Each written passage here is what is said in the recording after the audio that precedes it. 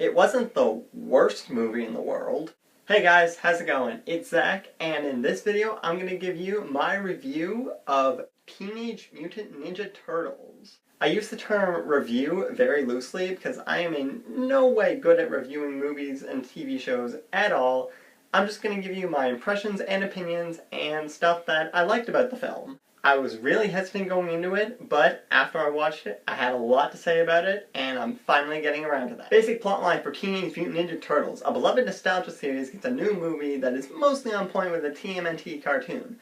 The Foot Clan is causing a lot of trouble in New York City, and the Turtles are the only force to stand against it. The main villain's lackey needs the mutagen that is in their DNA to develop an antidote to a toxic gas that he is going to unleash on the city, so his company blows up like a hot air balloon. As with all of my movie talks, first thing I'm going to talk about is the characters. And who better to start off with than the Turtles? Leonardo, Donatello, Michelangelo, and Raphael.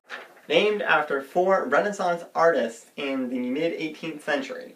Since they're all ninjas, they are all using ninja-esque weapons. Leonardo uses some katanas, Donatello uses a bow staff, Michelangelo has nunchucks, and Raphael uses a couple of scythes.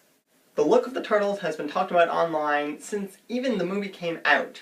Everyone first went into a rage when there was this whole thing about them being aliens, and that basically, I think that derived from the fact that they were huge. Like, they're supposed to be teenagers, but they're like 8 feet tall. And really, it's kind of hard to swallow that they're teenagers, but this whole DNA mutagen thing, it kind of makes things, throws it in a different perspective. Another thing that threw everyone into a riot was their noses. They do not look like normal turtle noses. Traditionally, turtles kind of have like a beak to them. No, these guys are like straight up pig nose. Well, at least Mikey is. But me, personally, I say, what's the big deal about a little nose job? Like, they are cartoon turtles. If we're gonna hark on that, we may as well start harking on SpongeBob because he's a talking sponge, or Cat Dog because it's half of a cat and half of a dog, but they're both the head. It really doesn't matter. It's an own interpretation. Mind you, they're going off of a series that's been going on since like the 80s, so I can understand the fans kind of quarrel with that, especially the hardcore turtle fans. Me, it's Hollywood. I don't work there. I'm not going to tell them what to do. The origin story for the Turtles in this movie is that they are actually April O'Neil's childhood pets that her father injected with the mutagen that turns them into the giant massive turtles and big rat Shredder.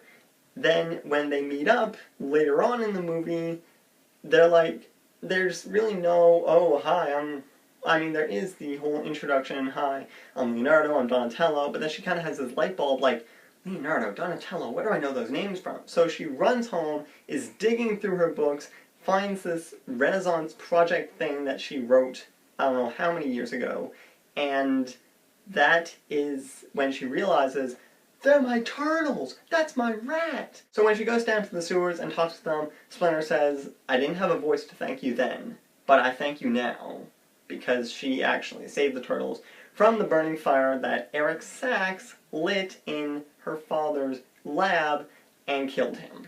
One of my favorite scenes of the Turtles is when they do this whole, like, growing up sequence after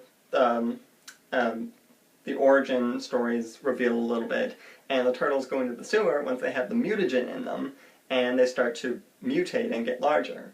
One little snippet of scene is the Turtles when they're like little kids, and they're spying on the streets, and they're like, hey guys, let's play Buck Buck! And it sounds weird if you're not watching it, but I got a real kick out of it. It really showed, like, the Turtles before they got all serious with the ninjutsu. And one other aspect that I love about the sequence is Splinter. He is really just getting into the father character that comes with Splinter. He adopted the turtles when they were just little babies, and Splinter is awesome. They do a great job with him, and the man who voices him, phenomenal. Great voice, great acting, phenomenal animation, sorry. The personality of the turtles was so on point with their cartoon counterparts. It was magnificent to watch on screen. Leonardo is the leader, so he has that bravado about him, but he can also just kind of be like, guys, whoa, chill, let's take a step back and let's really analyze this. Then we have Donatello, who is the brainiac, he's the nerd of the family, and they illustrate this by having him wear a whole bunch of technology.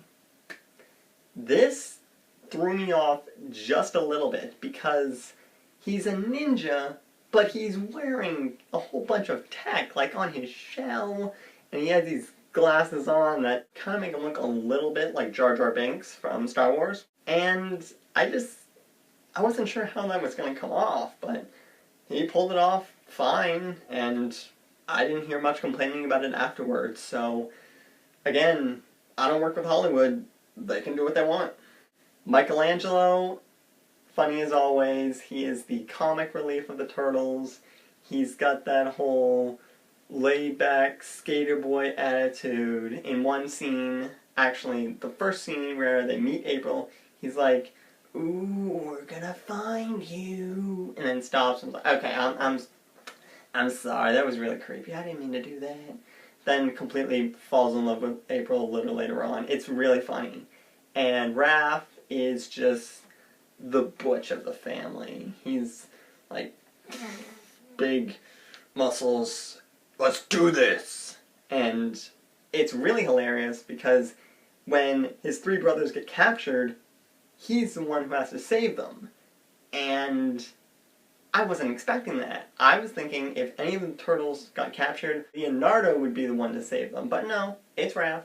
At the end of the film, he actually starts to tear up. It's looking like all the turtles are gonna die, and they're saying their last, like, "Oh my gosh, I'm sorry for this, I'm sorry for that," and it's really funny, because they're all saying ridiculous things like, "I was the one who ate the last slice of pizza, I messed up your Facebook account," this, that, the other thing, and Raph is just like, "I know I go hard on you guys, but it's just because I'm jealous of you, man, like, I can't do it justice." He basically breaks down while they're plummeting to their doom, and then, of course, he comes out and says, "I only do all this because I love you guys!"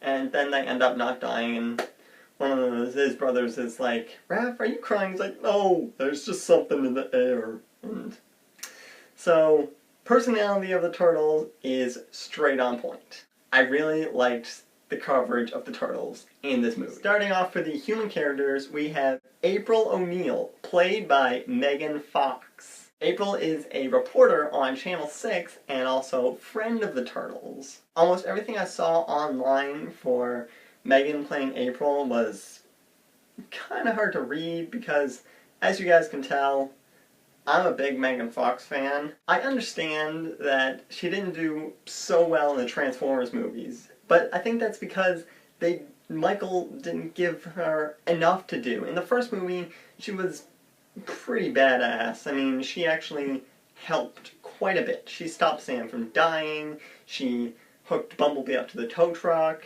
and first movie, great. Second movie, not so much. She basically was the damsel in distress and had Sam save her a lot, and all she did was run. So, second movie, not that good, but Teenage Mutant Ninja Turtles, she did great with the stuff she was given, and I think everybody just needs to lay off. Like, they're actors, people. They need to make money somehow, and if they can get a role that maybe isn't exactly what they're going for, or it is something they're going for, you just gotta give them a chance. Then there is April's sidekick, Vernon Fenwick, played by Will Arnett. All I really got out of this guy was he's the tag-along cameraman who's gives her transportation from place to place and makes her able to work with the turtles.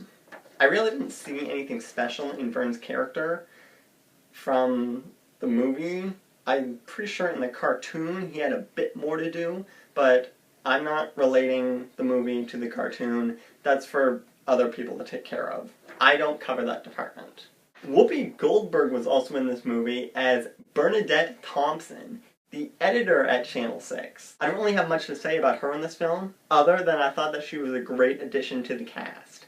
Whoopi always brings something that everyone's going to enjoy, and I love that she was in this movie because it just added on to the comedy and the hilarity. One of the villains in this movie was Eric Sachs, played by William Fichtner, who everyone thought was going to be the Shredder, but that got blown straight out of the water. Eric is the cliche best friend to April's father, who turns out to be working for the bad guys. So April goes to him and says, basically pours out her troubles, and he's like, okay, thank you for telling me, I'm here for you.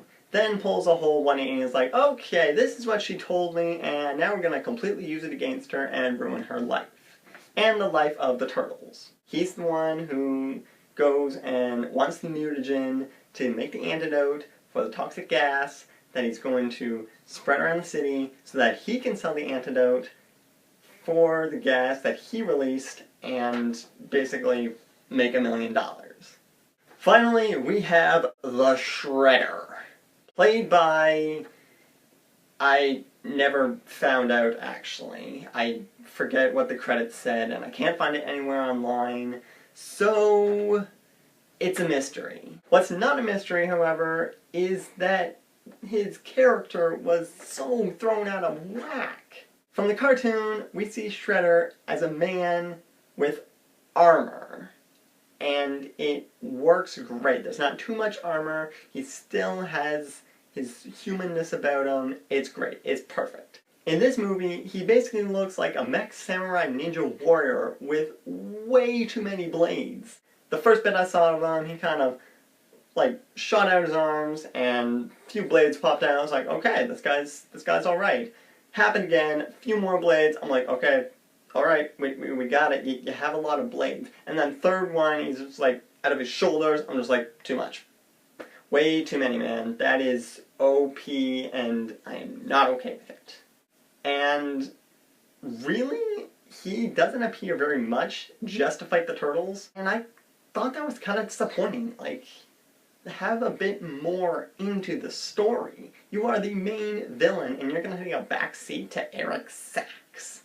Are you serious? So, Shredder was not a little disappointing, but not overly disappointing. He was like a standard level of disappointing. All in all, Teenage Mutant Ninja Turtles was a great movie to watch. It was funny all the way through.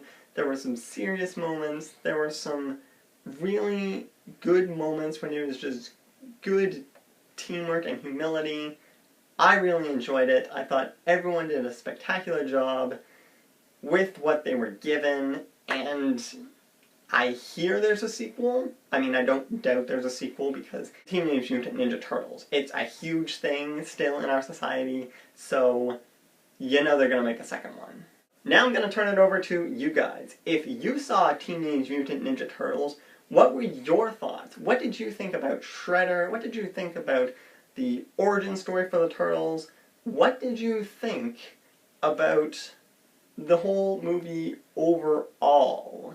Let me know in the comments below, and I am stoked to hear what you guys have to say. Hey guys, thanks for watching this video. Don't forget to punch the like button if you enjoyed it, share it around with your friends, hit that little subscribe button up there to be notified of all my latest videos, and comment below so we can chat. You can find me at ZachAttack on Facebook and Google+, as well as ZXK77 on Twitter and Instagram. And if you want to check out my previous video in the series, you can click over that way. All of these links will be in the description below. It's been great talking to you, and I'll see you in my next video. Live to be different and be who you were born to be.